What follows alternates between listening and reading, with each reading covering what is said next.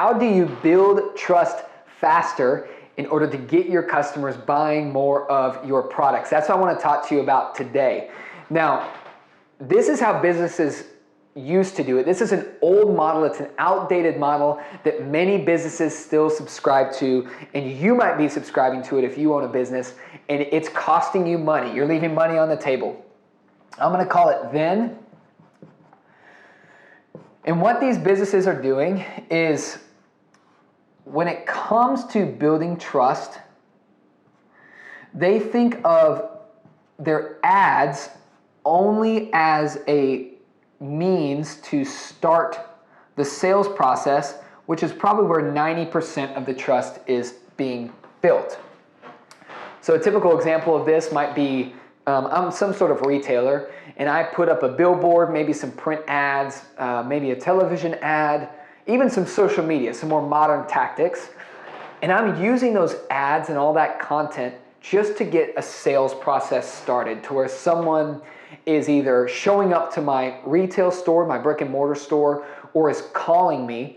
And at that point, you have a sales associate in the store or on the phone explaining your products, building rapport with your client, and showing them and building trust with them in order to increase the likelihood that they actually buy the product, because every purchase that's made needs trust. But here's the problem with that. One,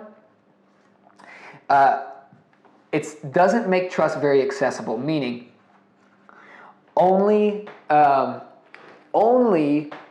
when your customer reaches out to you, only when they see that ad and they actually show up to your store, they make a call, do you have the ability to start to sell them and build trust with them. So it's not very accessible, and it doesn't keep in mind that they could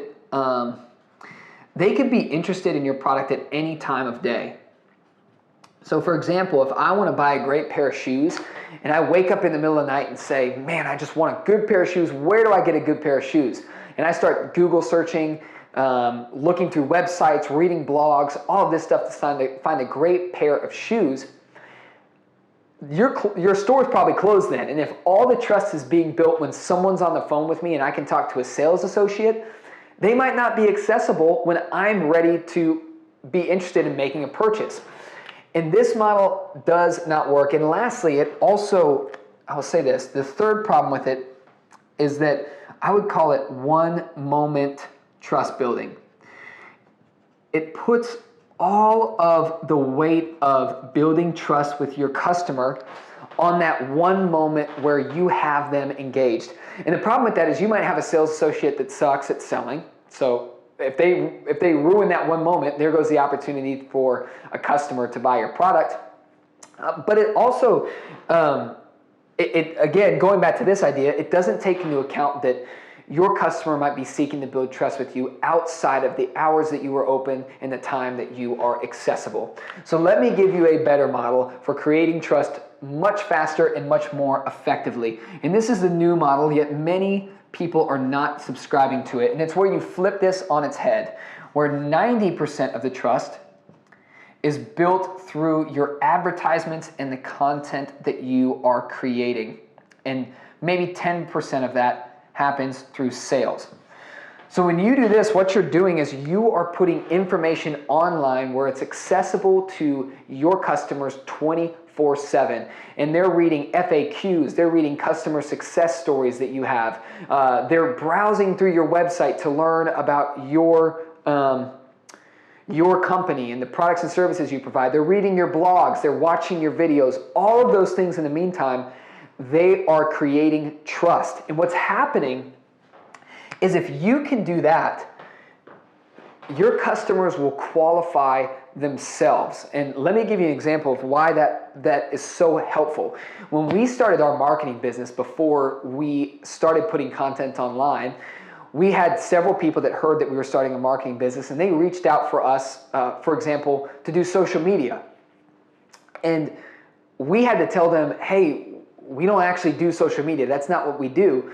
But we had all these people coming to us because we didn't have enough content online yet for them to qualify themselves. That person could not have realized that he actually wasn't a good fit for our business. And when people can access your business and information about you online, they will qualify themselves that by the time they interact with a sales associate, it's much more likely that they will be a good fit and a hot lead to actually buy products and services from you. And that's the power of putting advertisements first.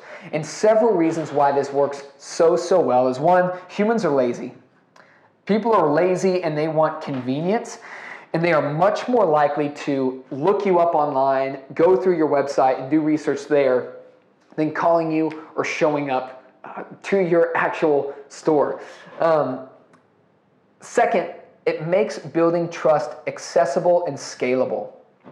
Accessible meaning, like I talked about before, whenever your customer is ready to build trust, you have resources online that are going to start that trust building process with them. And it also makes it scalable because if you are tied to having a customer show up to your store or call you on the phone, that means you have to have multiple people who are ready to answer those calls. You have to have staff to be in your store. People have to be in your geographic location to even get to your store. Whereas this process is scalable because anyone all over the world at any time can access information online that's going to build trust with you. If you aren't doing this, you are missing out on sales. This is an old model that we have got to get rid of. Using the power of the internet, you can start to build trust, and every client who buys from you needs trust. So start building that trust early, create great content, put it on the internet, and that's going to increase your sales rapidly.